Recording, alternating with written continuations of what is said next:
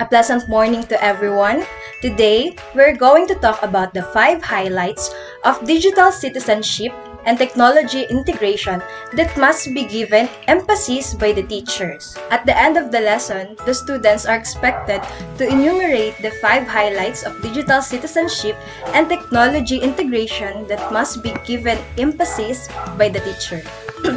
And explain the essentials of the 5 highlights of digital citizenship and technology integration that must be given emphasis by the teacher. Lastly, discuss why these highlights are needed to be performed by the teachers. Thank you, Ma'am Clarice. Now let us discuss what is digital citizenship. Digital citizenship is a set of skills focused on behaving safely, thinking critically, and participating responsibly in the digital world. These are the 21st century skills that are essential for students to be able to communicate, collaborate, think critically, and create effectively with technology. As schools integrate technology, creating a culture of digital citizenship among students, faculty, and parents is very essential. It's not just the tools, it's the culture built around how the tools are used for learning. Thank you, Ma'am Princess. So now let's talk about what is technology integration. Technology integration is the use of technology resources such as computers, mobile devices like smartphones and tablets, digital cameras, social media platforms and networks, software applications, the internet, and etc. in daily classroom practices and in the management of a school. Successful technology integration is achieved when the use of technology is first, routine and transparent, second, accessible and readily available for the task at hand, third, supporting the curricular goals and helping the students to effectively reach their goals. When technology integration is at its best, a child or a teacher doesn't stop to think that he or she is using a technology tool. It is a second nature. And students are often more actively engaged in projects when technology tools are a seamless part of the learning process. Thank you, Sir Jaco. And now I'm going to introduce our team. We have Ma'am Clarice Jane Baysac, Ma'am Marian Cagata, I, yours truly, Ma'am Mary Daniel B. Tapao, and Sir Jaquel Pedral. And we are going to tackle about the 5 highlights that is needed to be emphasized by the teachers. So now let's proceed to the first highlight, which is the digital footprint. Being a teacher plays a vital role in the community. It is a professional job that is respected by many. With that idea in mind, one must be aware of what digital footprint he or she is living in the digital world. Mentors must check their statuses, comments, and shared posts twice and comprehensively. Many people are spectating with your every moves. Therefore, we should be totally careful about what we are doing in the environment. So, if you are a teacher or a future teacher, you should be responsible on what you post or share in social media. Rather, post a significant and relevant information that could help the society to grow. A teacher is not just a role model to his or her students, but also a role model to his or her profession. So remember, think before you click. Thank you, Ma'am Marian, for discussing well the digital footprint. Now let's talk about the 2 pillars of digital citizenship, which is respect and protect. Now let's talk about respect. As a future mentor, it is very necessary to inform students about the policies of their school in order for the students to perform and behave well. In the teaching and digital grounds, teachers should also assess and impose character education to their learners so that they will produce humane individuals who doesn't conduct cyberbullying. I know that we are very familiar about this realization in life that you attract what you reject. So as a teacher, we should really teach students to respect one another online and offline in order to have a very humane society where everything is balanced. Now let's go on to the second pillar of digital citizenship, which is protect. In the protect, the teacher should have prior knowledge about digital rights and privacy. With this, teachers will now have the idea on how to properly protect their personal information as well as teach students about guarding their respective accounts. Once we become a digital citizen, we are getting benefit as well as the downside of it. Hence, we should learn how to control our setting, our digital setting, while balancing our time online and offline.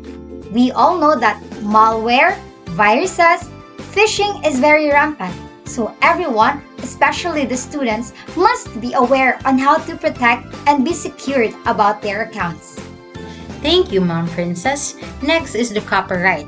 It is a basic factor that a teacher must know how to give credits with the information and ideas he or she is giving if the original thought doesn't came from him or her, especially in the digital world where authors are posting their outputs on social media sites and blogs. In this case, the teacher must teach students not to plagiarize work that doesn't belong to them. Citing the authors and properly mentioning them in your output is an effective way to avoid copyright issues. Copyright is a form of intellectual property law in which it is automatically vested on someone who creates an original work of authorship like a literary work or artistic work, such as films, books, paintings, sculptures, films, manuscripts, and many other. Nowadays, where everyone could access unlimited resources through the internet and through libraries, teachers must give emphasis to his or her students that everything coming from the outside sources, coming from books, coming from the online blogs or sites must be properly cited where it really belongs to avoid any form of plagiarism. Thank you, Ma'am Tapao. So now, let's proceed to the fourth highlight of digital citizenship and technology integration. Communication. Teacher must have the ability to use online tools in order to communicate with their colleagues, staffs, students, and even the parents of the student for spreading information that needs to be conveyed for many in an easier and convenient way.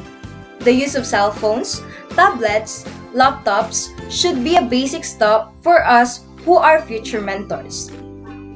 Teachers should also be aware with the codes of behavior the people around them is manifesting. Since this is the 21st century era and everything settled with the digital setting, might as well we should not be left behind and follow accelerating trend for the betterment of our learners. In short, teachers must be knowledgeable in using online gadgets and digital tools in order for them to keep in touch to their students and deliver learnings effectively. Thank you, Ma'am Clarice. So now, let's talk about the fifth and the last highlight, which is the health. Since we're using devices that helps us integrate ourselves in the digital world, mentors should also take good care of their health. Radiation coming from the electronic gadgets like cell phones, tablets, and laptops contributes illness when misused and overly used. Issues and runs that you read most commonly in social media sites will promptly deliver you to anxiety and stress. As a teacher, you should help yourself overcoming these things. Giving yourself a time to rest will not just benefit your physical and psychological health, but also your long-term performance as a mentor. Technology plays a big role in teaching and learning process and today's type of education. So we often use technology in every educational matters we do, and we can stop it from harming us, which is one of the disadvantages of technology engagement. We as teachers need to take care of ourselves so we can deliver such lessons effectively and efficiently. And to the side of the students who are into SOCMEDs, we need to bear in our minds that social media and mobile devices may lead to psychological and physical issues, such as eye strain and difficulty focusing on important tasks. They may also contribute to more serious health conditions, such as depression and anxiety. The overuse of technology may have a more significant impact on developing children and teenagers. So whatever we do, we need to put in our minds that health is wealth. Thank you, future mentors, for discussing effectively the 5 highlights that needed to be emphasized by every teacher in order to forward to their students. We have concluded that we are really living in the age where technology is around every corner. This is the time when we integrate ourselves as a student and a future mentor to the digital world. With the 5 factors highlighted in every slide, if performed effectively, we shall not have any problem about it. I know that digital setting is a new environment for some teachers who are used to traditional setup. But because we are aiming for a globally competitive and intelligent students, mentors should really push forward and innovate their methods. Entering this kind of era, everyone should be aware of every move they are doing. In totality, digital world is a wider place and everything is globally connected. Show respect to one another and be a good influence to mankind. As a student and a future mentor, we must say that we should always be humane and just in whatever setup we are placed. I hope that you have learned a lot from our discussion. See you next time!